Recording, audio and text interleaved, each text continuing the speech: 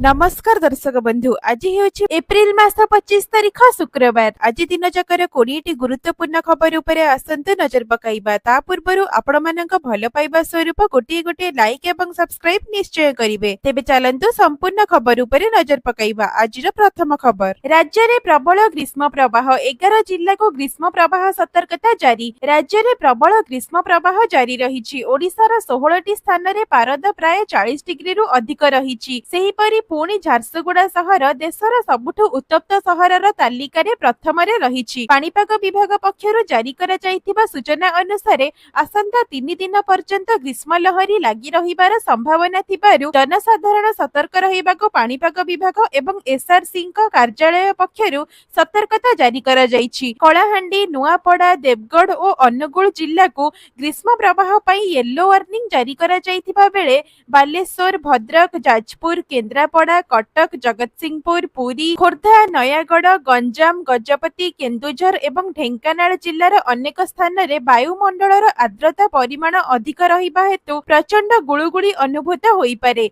एथिपई जिल्ला गुड़िको पाणीपाग विभाग पक्षरु सतर्कता जारी करा जाइथिबा बेले मयूरभंज जिल्ला को येलो वार्निंग जारी होईछि। परवर्ती खबर, जातीय पंचायती राज दिवस रे पुरी रे राज्य स्तरीय समारोह। 6 लाख हिताधिकारी को मुख्यमंत्री बांटिले नुआ राशन कार्ड। पंचायती राज दिवस रे बंटा गला नुआ राशन कार्ड। पुरी तालबणिया रे आयोजित राज्य स्तरीय पंचायती राज दिवस समारोह रे शामिल होई मुख्यमंत्री मोहन चरण माझी बांटिछंती राशन कार्ड। प्राय 6 लाख हिताधिकारी को राशन कार्ड बांटिछंती मुख्यमंत्री। एही कार्यक्रम रे मध्य 2 लाख रु अधिक नुआ सुभद्रा हिताधिकारी को 200 कोटी रु अधिक आर्थिक सहायता प्रदान करा जाइछि। सेहिपरि प्रधानमंत्री सूर्यघर योजना रे 3 किलोवाट पर्यंत सोलार पैनल पई 1,38,000 टंका पर्यंत सब्सिडी प्रदान करिसेंती। एहा बाद 4,124 कोटी टंका मूल्यर 314 ब्लॉक स्तरीय स्टेडियम भित्ति प्रस्तर स्थापन करिवे मुख्यमंत्री। एहा सह ई पंचायत सभा पोर्टल रो मध्य उन्मोचन करिसेंती। परवर्ती खबर, 2 लाख रु अधिक नूतन हिताधिकारी खाता को गला सुभद्रा टंका। पुरीर तालबणिया ठारे जातीय पंचायती राज दिवस 2025 राज्य स्तरीय समारोह रे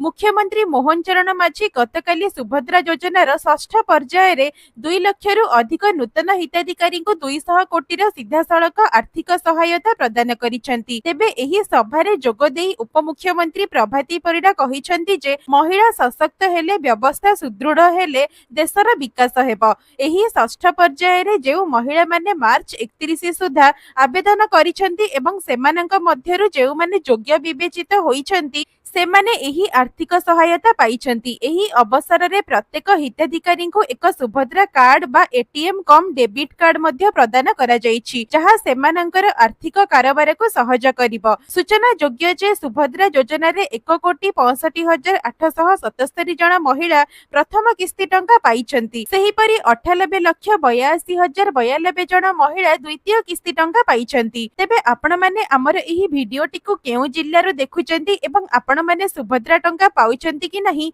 कमेंट माध्यम रे लेखिके निश्चय जणाइबे। परवर्ती खबर, राज्य रे गठन हेबो आउ 20 नुआ एनएसी। राज्य रे आउ नुआ 20 एनएसी गठन पई प्रक्रिया त्वरित होईछि। एनएसी हेबा पई जिल्ला गुड़िकरु आसीछि रिपोर्ट। तेबे तर्जमा पई पंचायत राज विभाग को पठाइछि नगर उन्नयन विभाग। विभागर तर्जमा परे मुख्यमंत्री को अनुमोदन रे एनएसी गठन हेबो। ए नै सूचना देइछंती गृह निर्माण और नगर उन्नयन मंत्री कृष्णचंद्र महापात्र। वर्तमान 17% सहरांचल रहिथिबा बेले एहाकु 30% वृद्धि पई योजना चलिथिबा मंत्री कहिसंती। परवर्ती खबर, सामान्य कमिला सुना दर। जानंतु भुवनेश्वर रे केते रहिछि मूल्य। दिनक पूर्वरु सुना दर अचानक लाख टंका रे पहुंचीथिला। तापरे धीरे धीरे सुना दर खसिबारे लागिछि। आज मध्य सुना दर रे ह्रास घटिछि। आज भारतीय बाजार रे 24 कैरेट सुना दर 98,240 टंका रहिथिबा बेले 22 कैरेट सुना दर 90,050 टंका को छुईछि। सेहीपरि राजधानी भुवनेश्वर रे 24 कैरेट सुनार मूल्य 10 ग्राम पिछा 98,240 टंका रहिथिबा बेले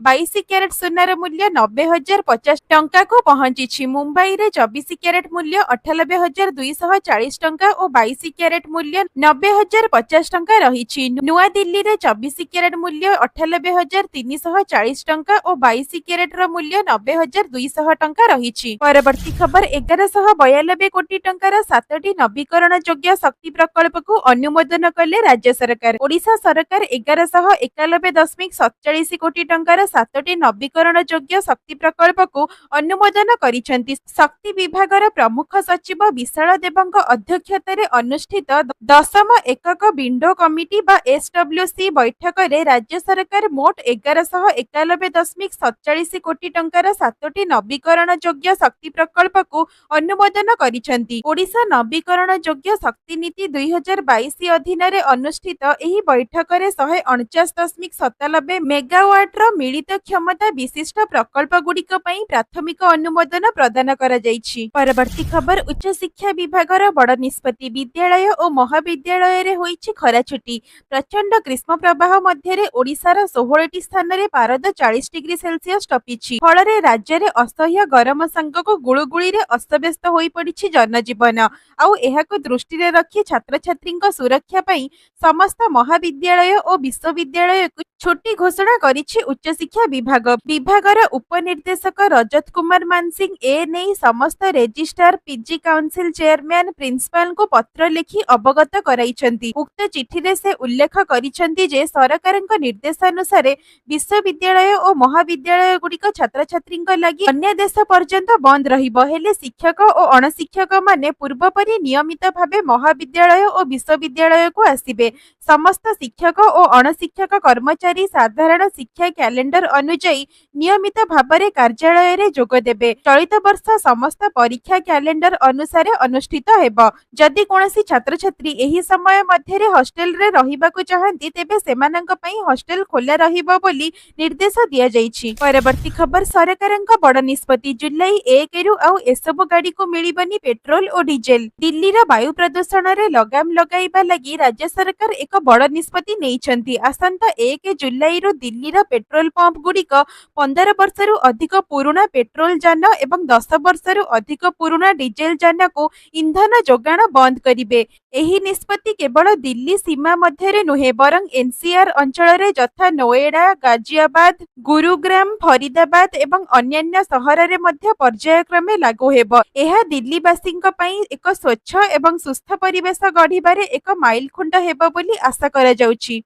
परवर्ती खबर पाकिस्तान को नहीं भारतर कड़ा निष्पत्ति। 48 घंटा मध्य भारत छाड़िबे पाकिस्तान नागरिक। प्राय 2 घंटा धरी सीसीएस बैठक पर पाकिस्तान को नहीं कड़ा निष्पत्ति नेइछि भारत। पहलगाम आतंकवादी आक्रमण पर सीसीएस बैठक करथिले प्रधानमंत्री नरेंद्र मोदी। बैठक रे पाकिस्तान उपरे कड़ा कटकणा लगाइछि भारत। यह पाकिस्तान उपरे प्रहार सदृश, कारण आगामी 48 घंटा मध्य भारत छाड़िबे पाकिस्तान नागरिक। एणिकी पाकिस्तान नागरिक सार्क भिजा रे भारत आसिबा उपरे रोक लगाइछन्ति भारत सरकार। एही क्रम रे अटारी चेक पोस्ट बंद करा जिवो। सेही भली सिंधु जल बुझामणा को मध्य रद्द करिछन्ति सरकार। वैदेशिक मंत्रालय कहिछि पहलगाम आतंकी आक्रमण पछरे रहिछि पाकिस्तान रो हाथ। बर्बर कांड घटाइबा को सीमा पार होई आसीथिले पाकिस्तानी आतंकवादी। एही क्रम रे पाकिस्तान रो दूरावास रे कर्मचारी संख्या ह्रास करिबा को निष्पत्ति नेइछन्ति भारत सरकार। परवर्ती खबर आरआई अमीन परीक्षा रे समस्ते प्रीमिल पास। परीक्षा रे अनियमितता नै राज्यव्यापी देखा देइथिला असंतोष। ए नै ओडिशा अधीनस्थ कर्मचारी चयन आयोग बा ओएसएसएससी पक्षरु सूचना दिया जाइछि। केवल प्रीमिल रे कॉपी करी धरा पड़िथिबा 9 जण मेन परीक्षा देई परिबेनी। अन्य समस्त आशायी मेन परीक्षा देई परिबे। केबे मुख्य परीक्षा हेबो ताहा परे ओएसएसएससी पक्षरु सूचना दिया जिवो।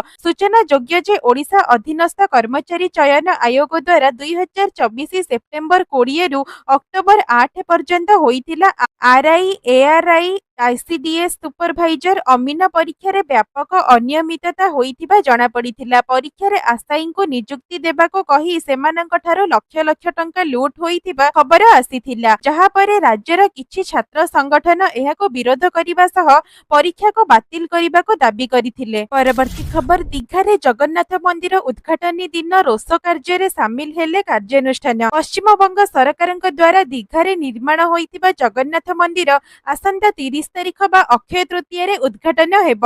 एही कार्यक्रमरे पुरी श्रीमंदिर सुआर महासुआर निजोग पक्षरु अबढ़ा और सुखिला महाप्रसाद प्रस्तुतकारी एही उद्घाटनी दिन रोस्त कार्य सामिल न हेबाकु एक निर्देश जारी होईछि। एथिरे सामिल हेले संपृक्त सुपकार सभ्यंकु निजोगरु बासंद कराजिब अर्थात श्रीमंदिर रोष कार्यर तांको सबुदिन पई बारण कराजिब बोली सुआर महासुआर निजोग संपादकंक दस्तखतरे सूचना जारी करा जाईछि। परवर्ती खबर नेशनल पार्क मान्यता पाइला सिमिलीपाल जातीय उद्यान। मयूरभंज जिल्लार प्रसिद्ध सिमिलीपाल अभयारण्य को गतकाली ठारू जातीय उद्यानर मान्यता मिलिछि। एहा आज पर्यंत जातीय उद्यान बा नेशनल र मान्यता पाइ नथिला।